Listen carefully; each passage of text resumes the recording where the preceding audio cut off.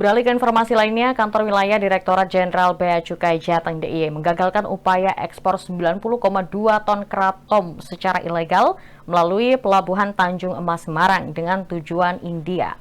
Sebanyak 4 orang ditetapkan sebagai tersangka. Kepala Kantor Wilayah Direktorat Jenderal Bea Cukai Jateng DIY Agus Yulianto mengatakan, awalnya petugas bidang penindakan dan penyidikan Kanwil DJPC Jateng DIY melakukan pemeriksaan fisik pada 10 September 2025 atas pemberitahuan ekspor barang atau PEB. Dalam PEB 4 September atas nama PT Alam Lintas Senara di Pelabuhan Tanjung Emas, diberitahukan barang ekspor adalah 3.600 bags foodstuff coffee, namun hasil pemeriksaan menunjukkan isi kontainer berupa ranjangan daun berwarna hijau yang dikemas dalam karung. Petugas menemukan ketidaksesuaian jumlah barang, yakni terdapat 3.608 bags serta indikasi pemalsuan dokumen. Uji laboratorium Balai Laboratorium Bea Cukai kelas Surabaya di Semarang menyimpulkan barang tersebut merupakan kratom dengan nama ilmiah Mitragina speciosa. Setelah gelar perkara bersama Kejari Semarang, penyidik pun menilai 2 alat bukti telah terpenuhi untuk meningkatkan perkara ke tahap penyidikan. 4 orang kemudian ditetapkan sebagai tersangka.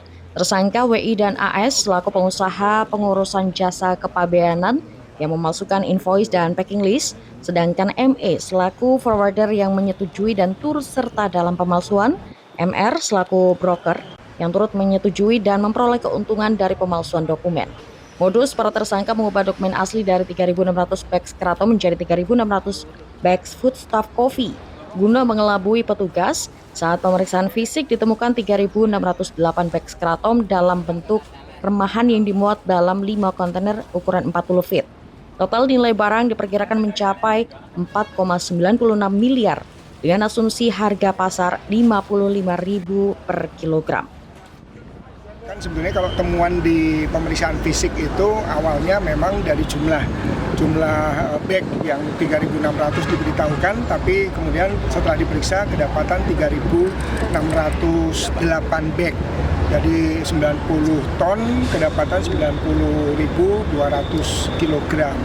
Kemudian dari bentuk diberitahukan foodstuff kopi, ya kita tahu kopi ya mungkin kan mestinya bubuk, tapi ternyata ini kok kayak daun teh gitu.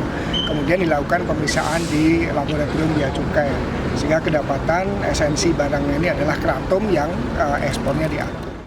Karena di kratom sendiri ada aturan-aturan yang ketat. Sebenarnya masih bisa sesuai dengan aturan-aturan yang diberlakukan oleh Menteri Perdagangan.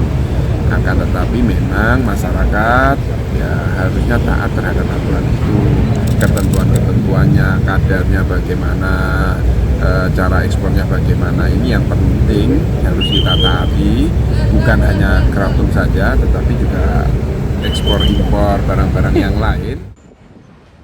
Para tersangka dijerat pasal 103 huruf A Undang-Undang Nomor 17 Tahun 2006 tentang kebabeanan junto pasal 55 KUHP dengan ancaman pidana penjara atau denda sesuai ketentuan yang berlaku.